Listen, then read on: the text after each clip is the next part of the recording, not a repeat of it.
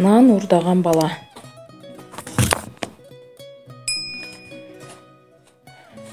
Америка Кошмо Штатында 14 жаштагы өспүрүм супермаркеттен нан урдап жаткан жеринен кармалып калат.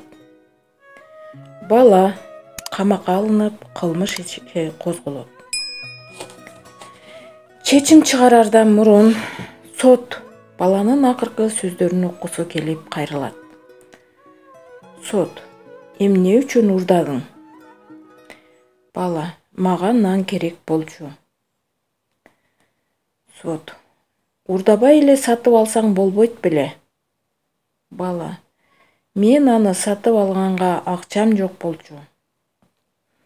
Сот: бирок үйүңдөгүлөрдөн акча сурасаң болот эле да. Бала: үйдө жалгыз апам бар эле. Ал дагы оорулуу, жумушсуз. Ошондуктан мен сыр менен нан урдоого туура келди. Сот: жумушуң жокпу дейин десем, али кичинекей экенсиң. Бала: мен унаа жугушта иштедим. Бирок бир жума мурун апамды караганга уруксат сурасам, жумуштан кууп жиберишти. Сот: башка жардам сураганга эч ким болгон жокпу? Бала: мен күн сайын үйдөн чыкканда жок дегенде 50 дареке өзүмө ылайык жумуш издеп барам. Бирок бири да жумушка албады. Айла жок апамды ойлоп, нан урдоого туура келди. Баланы угуп бүткөндөн кийин сот өз чечимин жарыялады. Уурулук.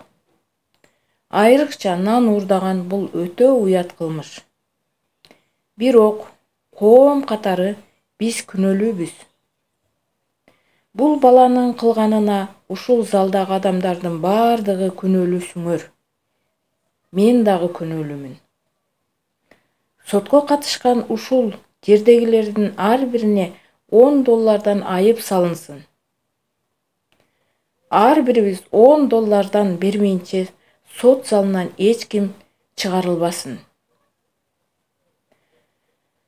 Баары $10 бергенден кийин баланы полицияга өткөрүп берген супермаркеттин ээсин сот $1000 айыпка жыгат. Өкүмдү уккандан кийин бала токтоно албай ыйлап кирет. Сот дагы көз жашын тыюуга аракет кылып, сот залынан баратып мындай дейт.